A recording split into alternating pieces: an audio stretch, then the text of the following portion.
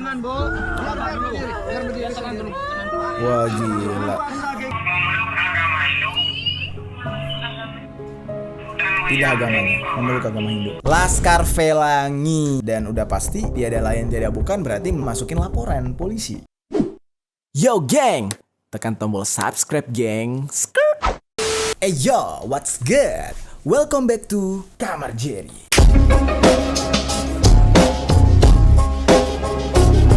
Geng, aduh geng, hari ini gue pengen ngebahas persoalan yang menurut gue sesuatu yang seharusnya nggak seheboh ini, tapi tiba-tiba menjadi heboh banget dan menjadi sebuah konsumsi publik gitu. Oke, pasti kalian bakal bingung. Judulnya udah sesuai, yaitu pindah agama gara-gara menikah gitu ya. Tapi jangan ke distract dulu dengan kata-kata parahnya itu, karena di sini gue nggak pengen ngebahas secara personal, karena menurut gue pindah agama, menikah, jodoh segala macam itu udah ranah pribadi.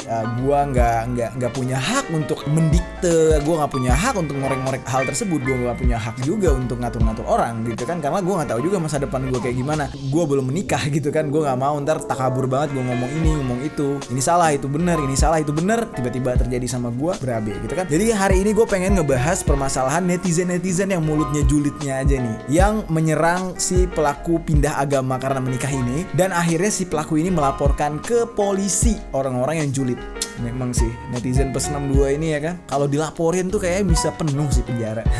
Oke, daripada panjang lebar langsung aja kita cek dulu ya data-data yang udah dikumpulin sama tim Kamar Jerry. Oke, let's go. Oke geng, di sini udah ada videonya nih. Kita langsung lihat aja ya. Kita cek dulu seperti apa sih proses atau prosesi pernikahan ini gitu ya. Oke ya, kita cek ya. Let's go. Pindah agama karena cinta.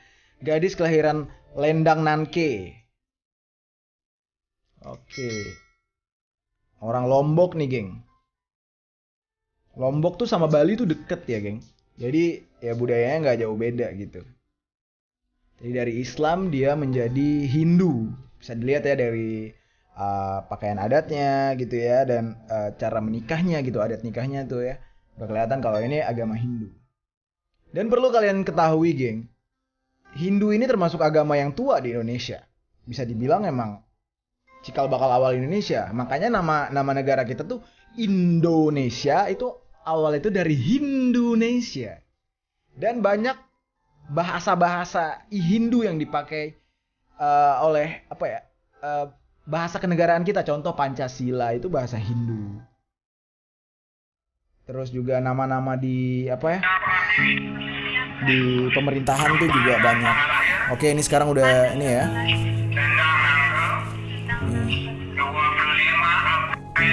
Ini posisi apa nih? Posisi pindah agamanya kah? Kalau misalkan kayak kita di Islam tuh kayak mengucapkan kalimat syahadat, atau ini posisi menikah aja gue nggak tahu. Kalau dalam Kristen dibaptis ya.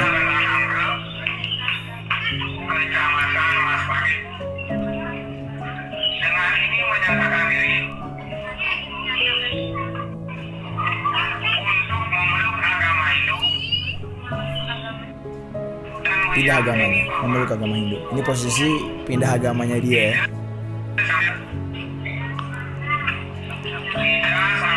Jujur ini first time. Gue sebelumnya belum pernah tahu posisi pindah agama Hindu itu seperti apa. Gue belum pernah tahu. Walaupun sebenarnya gue banyak banget teman-teman dan saudara-saudara yang ada di Bali. Salah satu kakak angkat gue juga pindah dari Kristen ke Hindu. Nah, lucunya nih geng, anehnya nih ya, banyak banget netizen julid nih, seperti yang gue bilang tadi, yang heboh banget gitu ngurusin hidupnya si cewek ini. Nih kita lihat ya, postingan pertama dari Laskar Pelangi, ya kan, namanya nih alay banget deh, LHASKR, Laskar Pelangi gitu ya. Jadi dia julid banget nih si Laskar Pelangi ini ya kan. Beginilah kalau cinta buta. Ya kan? Rela berpindah agama demi sang pujaan hati. Islam masuk Hindu. Semoga kita jangan ikut-ikut. Kasihan ortu, kita udah merawat dan membesarkan kita, mendidik kita. Lihatlah yang jelas-jelas supaya paham. Oke, ini semua fotonya kalian bisa lihat ya. Ini mbaknya pas masih pakai hijab. Ini pas mbaknya masih pakai hijab tapi jilbabs nih. Nah ini posisi tadi ya pindah agama, ini posisi pernikahannya. Oke. Ya sebenarnya jujur aja semua orang berhak beropini menurut saya. Kayak Mbak Laskar Velangi ini ya dia berhak beropini apapun. Tapi kembali lagi gitu ya. Ketika kita beropini cukup simpan opini tersebut untuk kita sendiri. Tapi kalau udah di media sosial begini itu artinya kita jadi opini lo itu menjadi konsumsi publik dan itu tidak lagi menjadi sebuah opini, sudah menjadi sebuah pernyataan atau ofensif terhadap si orang yang lo omongin. Jadi itu sebuah penyerangan, ngata-ngatain. Kalau bahasa ininya ngata-ngatain. Terus Mbak ini langsung update gini, kalian menghujat kami, rasakan akibatnya. Jadi ada sebuah ultimatum gitu ya, bukan pengancaman, ini ultimatum, peringatan gitu dari si Mbak yang pindah agama ini. Bener gak sih Ninyoman Aprilia? Yeah. Apa ini si bro ini? Mas ya? Gue gak tahu nih geng. Silahkan tinggalkan komentar kalian di bawah ya. Karena gue gak bisa bedain nama Hindu, nama umat Hindu. Gue gak bisa bedain mana nama cewek, mana nama cowok. Udah gitu Mbak yang bernama Laskar Velangi tadi bales updateannya si Mbak yang Ninyoman tadi. Dia balasnya gini, kalian menghujat kami, rasakan akibat X. Anjing, alay banget nih orang. Akibatnya maksudnya ya. Terus pakai kayak gini. Jadi kayak berpikir gitu, kayak apa ya, sebuah sarkas gitu terhadap si yang update status tadi. Kalau tidak mau dihujat, kata dia, simpanlah masalahmu di Placer, nggak tahu gue. Biar beku. Freezer. Kalau misalkan nggak tahu bahasa kerennya kulkas gitu. Kulkas, jangan Placer. Freezer. Kalau nggak simpen pasti cairan X. Oh, cairannya kemana-mana. Oke. Ini orang. Jadi tanggunglah resiko atau hujatan dari warga plus 62. Senyum dikit kek, kejam bener, jadi bener-bener takut ngelihat X. Anjing ngelihatnya ya. Cie yang bilang urus-urus diri sendiri. Padahal dia uga kepo. Oke. Dia terus ada foto si mbaknya, ya kan? Di sini mbaknya asli sih julid banget. Karena gini, ini udah bener-bener ranah pribadi. Elu nyenggol orang secara pribadi. Agama itu urusan dia sama Allah. Kalaupun kita memang sih kita sebagai umat Islam misalnya, gue berbicara sebagai umat Islam aja. Dalam Islam kita diajarkan apabila ada saudara kita seiman itu hilaf atau melakukan kesalahan, kita selaku saudaranya wajib untuk mengingatkan, wajib untuk menegur. Tapi ingat, mengingatkan, menegur itu beda dengan menghujat, beda dengan julid, beda dengan ngata-ngatain. Nah, yang Mbak lakukan sekarang adalah ngata-ngatain. Orang dikata-katain bukannya makin sadar, makin ngelawan. Kita manusia bukan binatang. Kalau binatang lo kayak gitu, lo usir, lo pukul, dia pergi. Manusia lo pukul, lapor polisi. Dilawan maksudnya gitu. Jadi menurut gua ya ada salahnya juga sih Mbak Laskar Velangi ini, ya kan. Terus ternyata nggak cuman Mbak Laskar Velangi doang yang menghujat. Ada lagi cewek bernama Nisa Sapitri, ya kan. Dia ngupdate gini, sumpah jijik aku Gita pas ngaken bawi. Gua nggak tahu artinya. Kalian nggak tahu artinya silahkan komen di bawah. Ndra lilem sumpah tai ini gambarnya. Keren gati adat dengan Bali Betian bejulu baru merari. I don't know apa artinya ya. Terus Mbak yang Ninyoman Aprilia ini update. Tolong infoin yang tahu rumahnya cewek ini karena kami sekeluarga keberatan dengan perkataannya yang menghina agama kami. Hati-hati kamu bakalan saya laporin. Berkomentar share.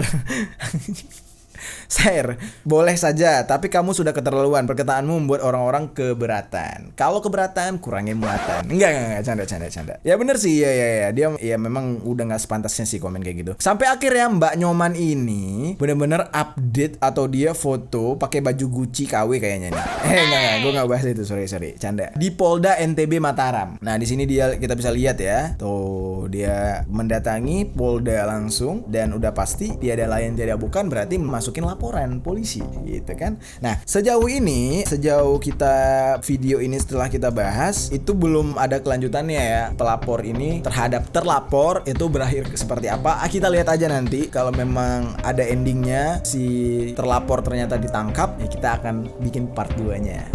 Nah, sebenarnya geng, kejadian kayak gini nih nggak sekali dua kali. Bahkan orang daerah gua pun itu ada yang melakukan. Orang Aceh nih yang agama Islamnya kuat banget, ada yang pindah agama. Nauzubillah min zalik, jangan sampai sama kita ya kena. Oh ya, buat kalian pasti akan nanya nih, ini anting gua apa nih, salib? Ini bukan salib, geng. Ini bukan salib. gitu. Oke, gue ada videonya ini, orang Aceh yang menikah dengan orang, gue nggak tahu Kristen, Protestan atau apa, tapi yang jelas orang dari Sumatera Utara yang mayoritas memang banyak yang agama Nasrani ya. Dan kita harus menghargai juga itu pilihan orang. Kenapa kita harus ribet dengan agama dia gitu ya? Kita tidak boleh mencap orang kafir atau apa. Menurut saya nih, saya pribadi, yang berhak menyatakan seseorang itu kafir ya pencipta menurut gue. Oke, ini kita langsung lihat aja ya videonya ya. Oke, kita react ya sekarang. Jangan, Bo. Biar berdiri. Biar berdiri. Tenang dulu. Wah, gila. Masa kayak gitu dihukum negara ini.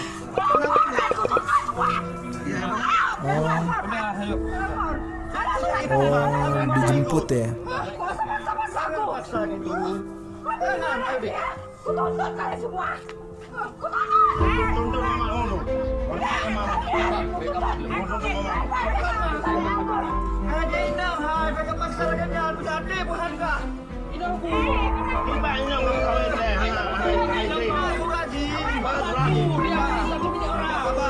Ini pakai bahasa Aceh ya, geng. Jadi kata bapak yang baju merah, bapak baju merah ini maksa. Terus bapak yang pakai masker di sini itu bilang, lu jangan paksa dia, punya hati nggak gitu. Jadi ini nyokapnya yang pakai hijab, cewek tersangkanya itu yang tersangka lagi, cewek yang ngalamin ini tuh yang nggak pakai hijab.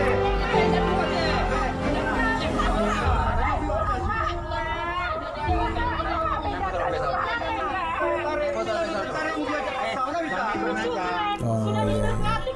Jadi si cowok yang pakai masker di sini itu bilang jangan ditarik-tarik kayak gitu.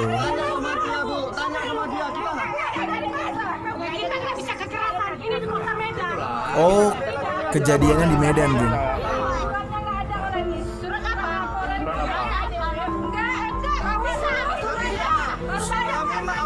Surat? Ini bukan kami paksa, atas kesadaran dia sendiri. Aku ini, aku orang tuanya ini. Orang tua saya. Ini orang tua dia nih. Ini orang tuanya.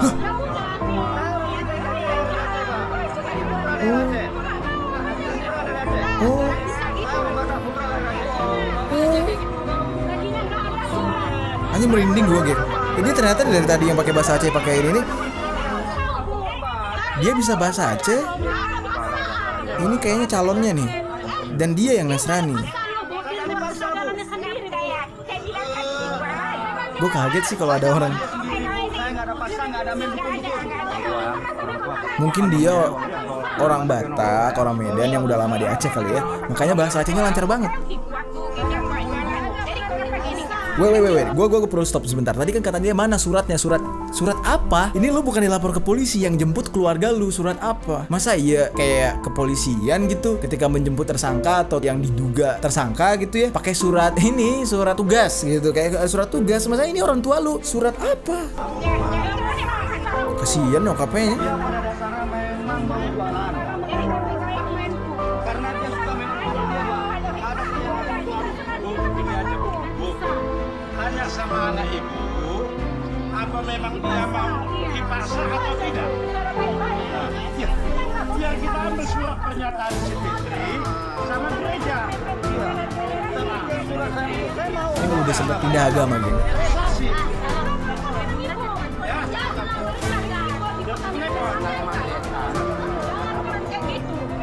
Kasian nyokapnya.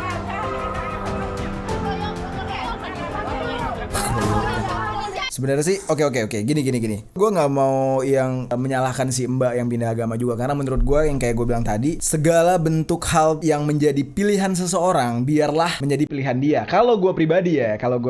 Tapi balik lagi nih, gue nggak melihat dari sisi agamanya. Sekarang gue pengen ngelihat dari sisi lu seorang anak, mbak. Ya kan? Lu dilahirkan oleh orang tua lu tuh menjerit kesakitan dan menangis gitu ya. Nyawanya di ujung tanduk. Gua jujur ya, gua sering mungkin bikin nyokap gua nangis, tapi ya perihal yang masih ya sepele lah, kayak gua nakal atau apa gitu ya. Karena ketika gua udah dewasa, gua baru sadar dan gua punya prinsip, cukup sekali aja nyokap gua nangis kesakitan ketika melahirkan gua. Tangisan dia yang lain itu tangisan kenakalan, dia enggak sakit di sana.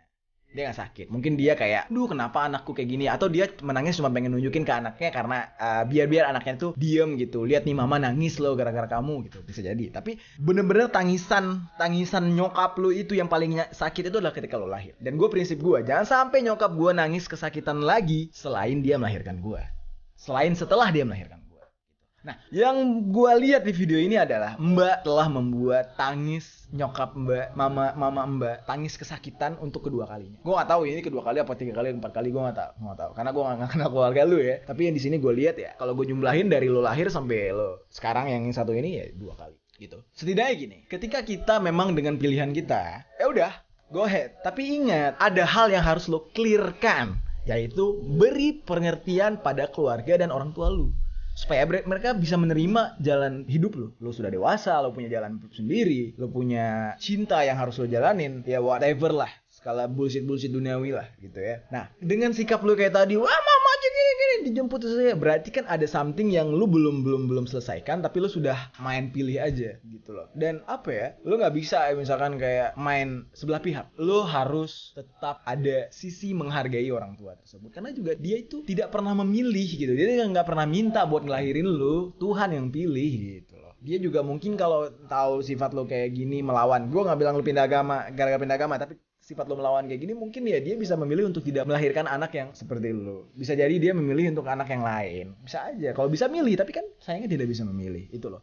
Nah, jadi sudut pandang gue di situ aja sih. Sayang banget gitu ketika lo punya pilihan yang menurut gue itu terlalu egois gitu. Karena gini, gue tidak pernah bermasalah dengan orang yang pindah agama ya. Tapi insya Allah gue tidak akan pindah agama. Amin ya rabbal alamin. Gue tidak akan pindah agama. Gue tetap dengan agama gue. Tapi bukan berarti gue menganggap agama lain itu tidak benar. Karena jujur, gue pribadi, gue merasa kayak gini. Apapun agamanya, tujuannya tetap satu, yaitu bersyukur, menyembah, dan berterima kasih kepada Sang Pencipta. Hanya saja caranya berbeda, tapi tujuannya kan satu.